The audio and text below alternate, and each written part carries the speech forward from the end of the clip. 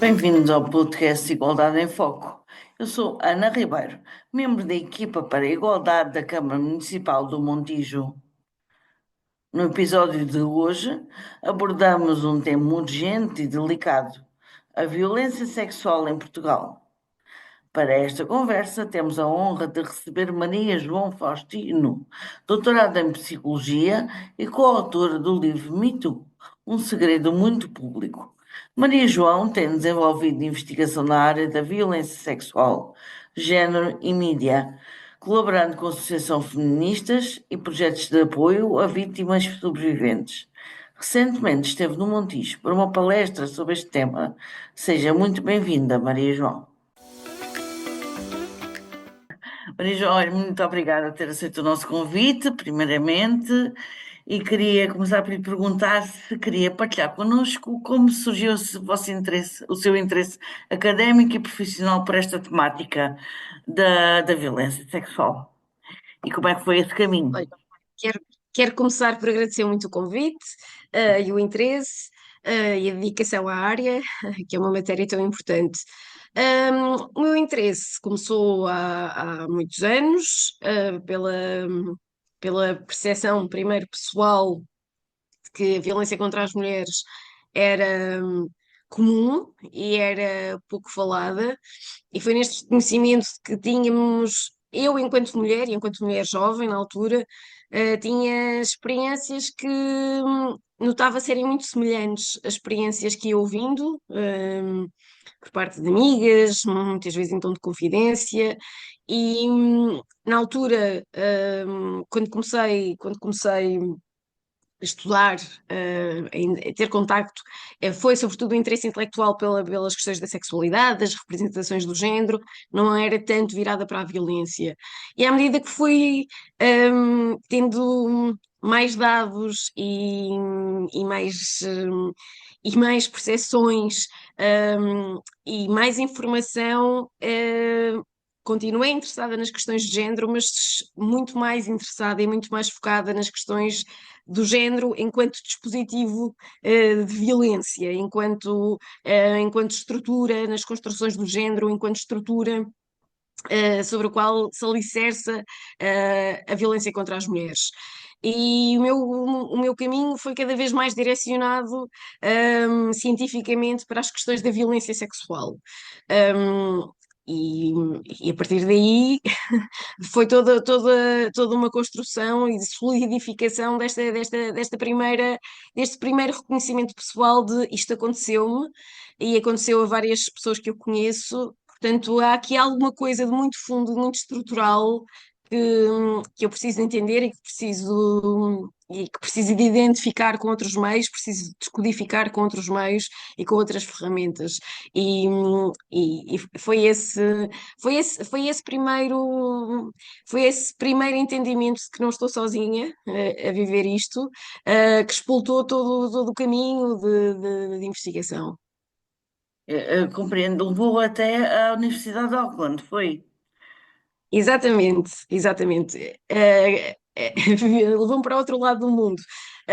Eu fui para Auckland porque atrás da minha orientadora, que tem uma carreira muito, muito, muito sólida, sobre décadas de pesquisa sobre a violência sexual, e tornou-se uma referência para mim, trouxe depois a minha referência fundamental, e ainda bem que o fiz, ainda em boa hora que o fiz, porque aprendi muito. E permitiu-me investigar o tema que eu queria nas melhores condições. E reforça esta minha primeira intuição biográfica, pessoal, de isto que me aconteceu e que aconteceu a mulheres que eu conheço. Há qualquer coisa aqui de muito fundo, tão fundo que é transnacional, é global, e eu encontrei padrões, na minha investigação feita na Nova Zelândia, muito semelhantes aos padrões que reconheço aqui, que tenho aqui, que ouço aqui, aos dados que recolhi aqui. Portanto, este reconhecimento do caráter transversal, estrutural da violência contra as mulheres e da violência sexual fez o seu caminho, levou-me até Auckland e reforçou esta ideia. E aprofundou ainda mais então esse sentimento que tinha, não é? Diga-me uma coisa, Exatamente. e quer-me falar um bocadinho sobre o Me Too? Sobre o livro Me Sobre o Too? livro, o Uhum. livro Me Too. O livro Me Too foi uma aventura escrita a várias mãos, é um projeto coletivo. A minha colega, primeira autora, a Silvia Roque, foi convidada e estendeu, alargou o convite a outras autoras, porque o grande propósito dela nesta caminhada que teve anos, não é? Foram anos de investigação, de construção de texto a várias mãos, com várias revisões, etc. O grande projeto dela, e que eu acarinhei logo, era de construir um livro no plural, com várias vozes, com vários olhares. Acabou por ser escrito por quatro autoras. Temos, no fundo, são seis, porque temos um prefácio belíssimo da Paula Cosme Pinto e um prefácio igualmente maravilhoso da Isabel Ventura, mas as quatro principais autoras são a Silvia Roque, Rita Santos, eu e a Júlia Garraio. E o que nós quisemos com este livro, que penso que surgiu num momento muito oportuno, foi contribuir para este debate que tem feito também o seu caminho nos últimos anos na sociedade portuguesa, de, um, de levantar um bocadinho o véu sobre a violência sexual e sobre o caráter também estrutural da violência sexual. Sabemos que a esmagadora maioria das mulheres passou por episódios de violência sexual e quisemos eh, construir um texto, um livro que fosse acessível, que reunisse várias vozes, vários testemunhos. Entrevistámos mulheres muito diferentes, que tinham experiências muito diferentes, em contextos diferentes, que trazem olhares muito importantes sobre a questão do assédio. A Aline Rossi contribuiu, que é uma ativista brasileira, contribuiu com o seu olhar e a sua experiência sobre os desafios acrescidos que são colocados às mulheres imigrantes. Um, Temos testemunhos de mulheres que tiveram experiências, que passaram por experiências de assédio nas universidades. Reunimos relatos que tinham sido partilhados online, em grupos online, de várias experiências de assédio na rua, que acompanham, que são comuns a tantas de nós e que nos acompanham na socialização, desde que somos raparigas muito jovens, não é? Relatos que partilhavam Claro, claro. desde os 11 anos, que se ouviam comentários sexualizados, jocosos, ordinários, humilhantes. Portanto, quisemos reunir este leque de experiências, de testemunhos, de olhares, e fazê-lo. Portanto, este conjunto de narrativas e fazê-lo também com o nosso contributo académico, articulando todos estes testemunhos com os dados disponíveis sobre o assédio em Portugal. Quisemos também fazer um mapeamento do conjunto de iniciativas políticas, legais, conjunto de iniciativas de associações que já tinham sido feitas para visibilizar a questão do assédio, para pôr a questão do assédio na agenda política, desde a discussão em torno da importunação sexual, do vulgarmente conhecido piropo. Quisemos fazer esse mapeamento e quisemos também dar um contributo para a história do Me Too em Portugal, não é? Há este Exato. debate se existe Me Too em Portugal ou não, mas quisemos também fazer este mapeamento de como é que o movimento tinha tido expressão em Portugal e analisámos, recolhemos vários textos mediáticos, as reações de várias figuras públicas, os comentários nos jornais, a discussão em torno do Me Too, o que era o Me Too, se o Me Too estava a ir longe demais, se ainda não tinha ido longe o suficiente, as críticas feitas ao Me Too. Quisemos também fazer a genealogia do Me Too, porque há aquela percepção, na minha perspectiva, muito errada, ou pelo menos muito insuficiente, que isto foi um movimento de celebridades. Não é de todo um movimento de celebridades. O Me Too tem uma história muito mais longa. Há várias iniciativas que, em diversos países, diversos contextos, que culminaram neste Nesse 2017, não movimento. é? No hashtag Uhum. MeToo, mas as origens são anteriores e há muitas figuras que contribuíram, como a Tarana Burke, que são muitas vezes invisibilizadas deste debate em torno do Me Too. E quisemos trazer este contexto, quisemos trazer esta história, fazê-lo sobretudo no contexto português, dar um contributo, também porque muitas vezes estas discussões são tidas online, os testemunhos são partilhados online e depois parece que de alguma forma se esfumam e se perdem. E queríamos documentar e apresentar e contribuir para que este conjunto de iniciativas não caísse no esquecimento. Portanto, este é o horizonte do livro, é dar um contributo para a discussão em torno do assédio sexual, para a sua visibilização, para o seu reconhecimento, um, trazer conceitos que muitas vezes são desconhecidos ou que não são articulados quando falamos de assédio. É impossível falar de assédio sexual de forma rigorosa sem falar de sexismo, porque o assédio É, sexual, claro. como toda a violência sexual, tem uma expressão muito genderizada. Isto significa que tem padrões muito genderizados, não é? Muito ligados ao sexismo, é produto de uma história de desigualdade profunda entre mulheres e homens que tem muitos, muitos, muitos séculos, não é? E, portanto, quisemos traduzir tudo isto, numa linguagem que fosse acessível, que também trouxesse recomendações para o combate ao assédio sexual. Entrevistámos académicas, juristas, a juíza conselheira Clara Souto Maior, que traz a sua perspectiva sobre a necessária alteração da lei.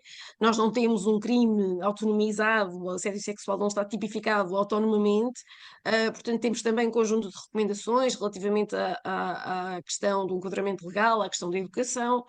E foi este o propósito, foi uma escrita coletiva que fizesse justiça de alguma forma, na escala humilde, não é? De apenas um livro, mas que fizesse justiça também a uma luta coletiva, porque é de facto uma luta coletiva. Já houve muitas mulheres a pensarem, a escreverem, a agir, a fazerem propostas para combater o assédio. Quisemos traçar essa história até ao momento em que o terminamos e este debate continua e esta luta continua, não é? Já muita coisa aconteceu desde que o livro Exato. foi terminado, Oh, Maria João, mas e queria pegar por aí para continuarmos a nossa conversa.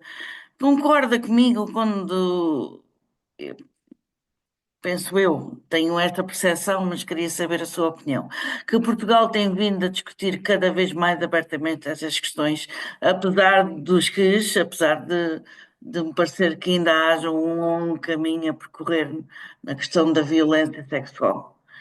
Concorda sim, que estamos concordo, melhores? concordo que estamos a falar mais, concordo que há mais atenção e essa atenção e esse debate são necessários, porque se não falarmos de violência sexual, eh, é o falso conforto que parece que não existe, não é? Estamos a Exato. falar mais. Este é o grande mérito do Me Too e dos muitos Me Toos que existem, não é? É levantar a caixa de Pandora, quebrar o silêncio.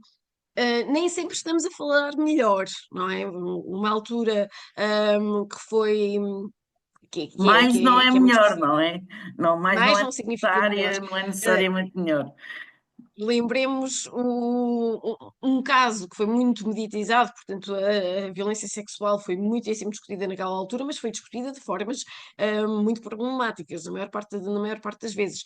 O caso Maiorga Ronaldo foi um episódio ultramediatizado, foi um caso ultramediatizado, mas foi um momento em que todos os mitos em torno da violação encontraram expressão nos médias, não é? Portanto, houve uma proliferação de discursos muito errados e muito problemáticos em torno do que é uma violação, do que é uma vítima, de tudo isso. Portanto, mas estamos a falar melhor. Apesar de tudo, acho que estamos a falar melhor nas questões do assédio, em torno do assédio sexual, por exemplo, relativamente ao contexto das universidades e da academia. Acho que estamos a falar melhor. Acho que há um reconhecimento progressivo de que é uma questão de fundo e que é uma questão estrutural, que não se circunscreve a meia dúzia de figuras, a meia dúzia de homens problemáticos. Acho que há um progressivo reconhecimento de que há um problema. Uh, Portanto, apesar de tudo, acho que temos feito algum caminho e é incomparável na minha perspectiva, o que hoje já se fala de há 15 anos, não é? Exato. Eu acho que temos feito algum caminho, acho que claro que sempre que há movimento, há backlash, há resistências, há tentativas de retrocesso, muitas vezes há retrocessos efetivos, mas apesar de tudo, eu acho que há sinais de mudança, com todas as resistências Maria João, que e em termos de respostas legais e sociais, como é que está este caminho? Temos vindo a melhorar? O que é que poderia ser o ideal nesta resposta legal e social para este fenómeno da violência? Nós falamos disso no livro do Me Too e deixamos algumas recomendações. Como eu já referi, a questão da autonomização do crime, eu subscrevo a ideia da juíza conselheira Clara Souto-Maior, que o crime deveria ser autonomizado, também porque existe um sentido pedagógico na alteração legal, dizer que este reconhecimento, esta autonomização do crime funciona como um dispositivo de educação social, de pedagogia social. Mas nós temos de investir muito mais na educação. Muito, muito mais. E a educação para a sexualidade, tem cada vez mais resistências, lá está, estamos sempre que há caminho, há resistências, não é? Muitas vezes há retrocessos e as oposições à educação para a sexualidade são muito sonoras, não é? É, há muitas tentativas de bloquear aquilo que é um direito das pessoas e das crianças e dos jovens, que é o direito à educação, e a educação contempla a educação para a sexualidade, para viver a liberdade, a sexualidade em liberdade, de forma consciente, livre, a educação para o consentimento, para a autonomia, etc. Portanto, este investimento na educação e na educação para a sexualidade em concreto ainda tem um caminho muito longo, mesmo muito longo, e tem de. Este é um reconhecimento que ainda falta, que nós temos direito à educação para a sexualidade. Esse é um direito que nos tem sido negado, porque quando não é aplicado, e na prática sabemos que há muitas lacunas, não é? Um, é um direito que está a ser negado às crianças e jovens. E nós não podemos melhorar muito o enquadramento legal das coisas se não investirmos a sério na educação. A solução vai sempre ser muito Na coxa. educação, não é? Um, mas nós deixamos algumas recomendações no livro, deixamos também contactos e recursos que já foram feitos a nível da educação, etc., contactos de associações que têm trabalhado no terreno. Um, mas eu diria que o grande desafio é, sobretudo, a nível da educação, é reconhecer seriamente, Uhum. que a educação para a sexualidade faz parte do direito, é parte integrante do direito à educação e aplicá-lo, efetivá-lo, efetivar esse direito. Exato. João, diga-me uma coisa, depois da palestra no Montijo, que reflexões gostaria de partilhar sobre a importância de iniciativas municipais como esta no combate à violência sexual e no apoio às vítimas? Olha, eu gostei muito, obrigada pela pergunta, porque eu gostei muito do encontro de ontem, e acho que este tipo de iniciativas espelha o bom caminho que está a ser feito muitas vezes. O envolvimento das autarquias, das iniciativas locais é absolutamente fundamental. E sublinho que uma das coisas que comentámos antes de começarmos o podcast, que eu estava bastante contente por ver. Forças de segurança na plateia. Nós temos de convocar todos os agentes, para serem parte da mudança e para estarem conscientes do problema e serem parte de uma resposta positiva. E é muito importante dialogar, e por isso fiquei tão agradavelmente, não surpreendida, mas fiquei tão contente por ver. Agentes diferentes da cultura, do trabalho no terreno, e forças de segurança, porque nós precisamos de trabalhar em rede e em coordenação, e nós sabemos que muitas vezes as coisas falham, no atendimento a vítimas, por exemplo. Há muitos relatos, há muitos dados que mostram que muitas vezes. O atendimento não é feito da forma mais informada ou mais sensível, que persistem muitos mitos em torno e que são mitos transversais, não são exclusivos nem das forças de segurança, nem dos magistrados e magistradas, que são transversais à sociedade. Mitos como em torno das falsas denúncias, que as falsas denúncias dos crimes sexuais são altíssimas, que são frequentes, etc. Portanto, este tipo de encontros promove, oferecem uma oportunidade para desconstruir mitos, para trabalhar em rede, para fomentar o diálogo entre parceiros que necessariamente têm de cooperar, e são uma oportunidade para o fazer de forma fundada e fundamentada na ciência. Portanto, este diálogo entre câmaras, iniciativas locais, agentes de forças de segurança, academia, é absolutamente fundamental. Absolutamente fundamental. Obrigada, Maria João.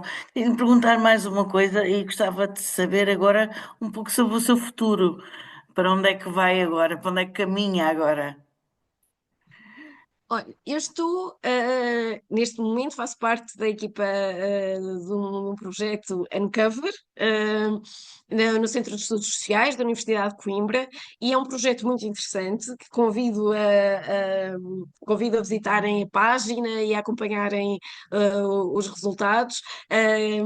E é um projeto que se debruça precisamente sobre as representações mediáticas da violência sexual no contexto português.